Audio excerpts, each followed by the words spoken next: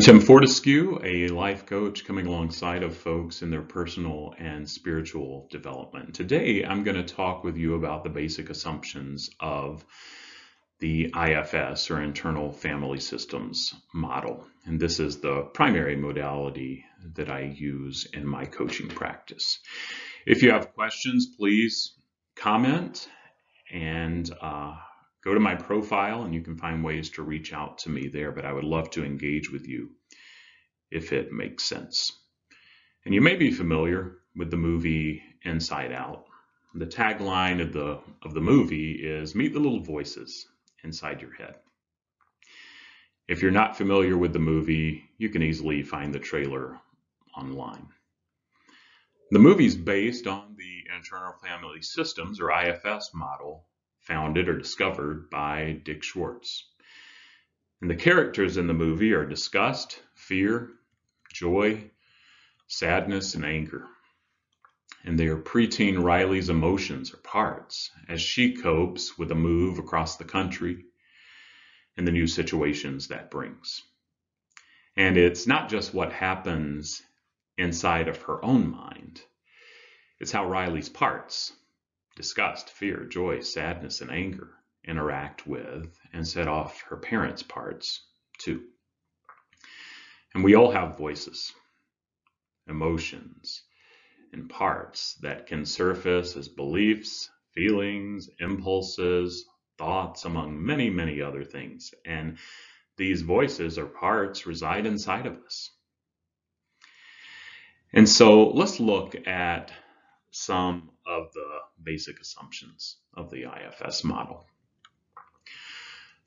Number one, we're all multiple.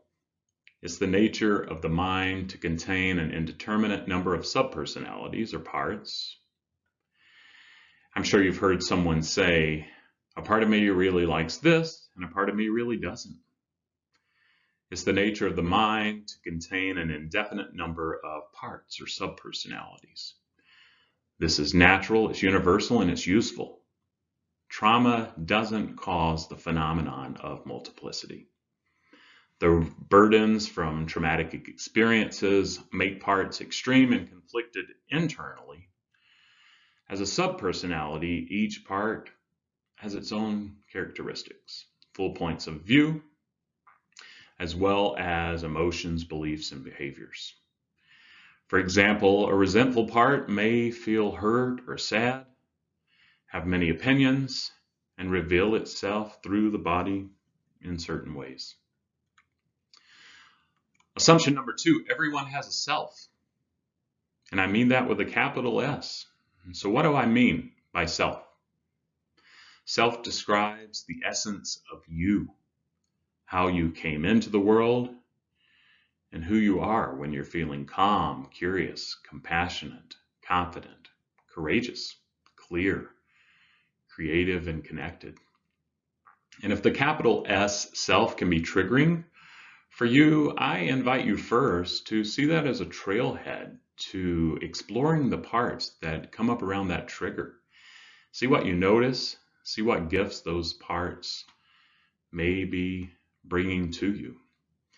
And then consider this, if it helps, and if not, just take it for what it's worth or disregard. But from a Christian perspective, I like to think of self as my beloved self, the beloved child of God that I was created to be. So put that word in a context that works for you, but we all have a self. Assumption number three, parts are forced into roles they don't like due to trauma and attachment injuries. And the impact of unsafe and negative experiences burdens parts with extreme emotions, memories, and sensations. And these memories, emotions, and sensations can cause, by these negative experience, can cause these parts to get locked away, causing other parts to protect against re-experiencing these burdens. In addition, parts may carry burdens inherited by the family or absorbed from the culture or society for many, many generations. Then assumption number 4, the non-extreme intention of each part is something positive for you, for the individual. There are no bad parts. And the goal in getting to know yourself and your parts better isn't to eliminate parts, but instead to help them find their non-extreme role and to be unburdened. Parts hold information and other gifts worthy of discovery and reclamation. And at their core, parts also hold self-energy, and they have aspects of self.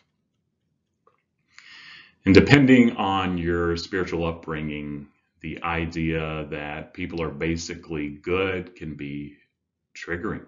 Provide another trailhead to just be curious and notice the parts that come up. And for those from a Judeo-Christian background, it might be helpful to remember that humans are declared first and foremost to be created in the image of God. Yes, this image has been covered by sin, flaws, mistakes. However, if we can translate original sin as burdens, we're talking the same language here. Assumption number 5. As we develop, our parts form a complex system of interactions internally, much like a family or group of people who are polarized or form alliances and hierarchies. Similar to external relationships, when applying family systems techniques, the inner system can be reorganized. When that happens, parts can change rapidly, and the transformation process can begin. And then finally, the 6th assumption. Changes in the internal system will affect changes in the external system, and vice versa. The implication of this assumption is that the dynamics of both the internal and external systems should be assessed. Changes to the person's internal system don't happen in isolation. They're part of a context such as external relationships with family members, significant others, co-workers, and so on. So let me recap these 6 assumptions and then I'll lead us in our meditation. We're all multiple. We all have a self. Parts are forced into extreme roles they don't like. Number 4, there are no bad parts. Each part's doing the best that it can, and they're gifts that it brings. Their intention is good. As we develop, assumption number 5, our parts form a complex system. And then finally, changes internal will affect the external. With that, let's take a minute and just get mindful. Begin to check in with these parts that are coming up. What are you triggered by?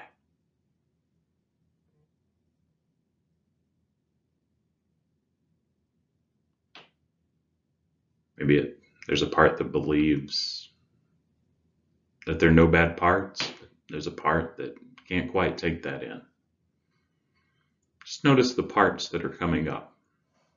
Maybe it's in reference to a person or something you've got coming up. Just welcome your parts.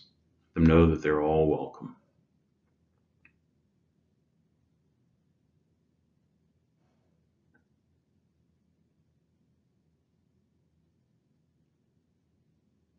If you can stay curious, just keep noticing what's coming up.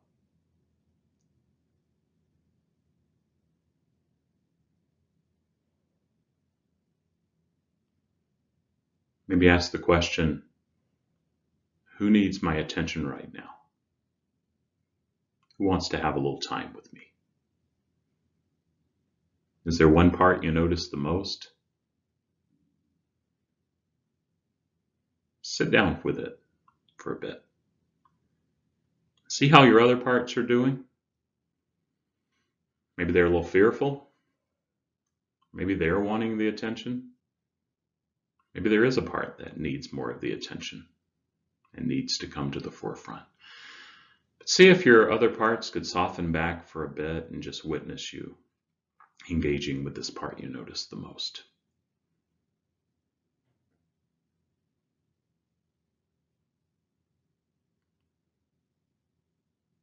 Check in, see where you notice that part. What indicator gives you the part that the indication that you're noticing it the most? Maybe it's a tightness in the chest or tingling in the lips. Maybe it's a color. Maybe it's an image of that part as a young child sitting under a willow tree. Where do you notice it?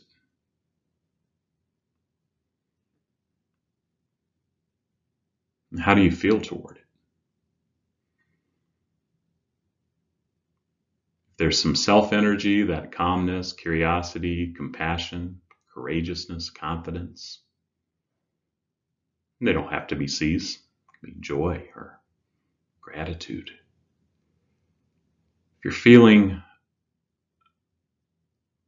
some of the self-energy toward the parts, let it know that. And maybe you're not. Maybe you're feeling some resistance. And just realize that that is likely a part of you that's feeling resistance and may need your attention right now. So maybe it would be helpful to focus on that.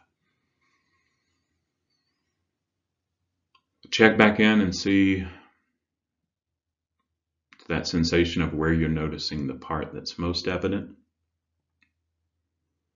And if you're feeling some curiosity, calmness, some self-energy, ask that part, what do you need right now? See how it's doing.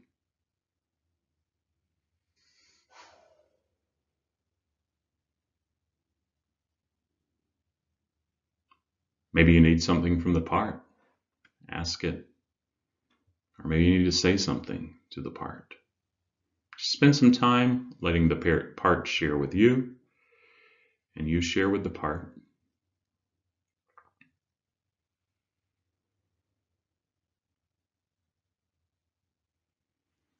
Ask the part if it would like to spend more time with you, and feel free to pause and take your time with even this recording if you need to.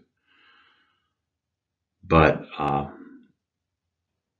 if the part would like to spend more time with you, let it know that you would like that if you would. And let it know when you'll do that, maybe later today or tomorrow.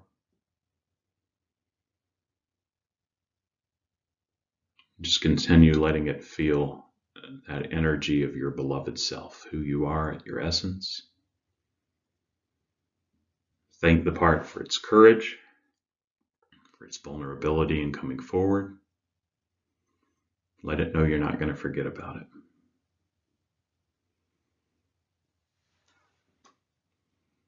And then as we close, check in with all the other parts that were witnessing this interaction.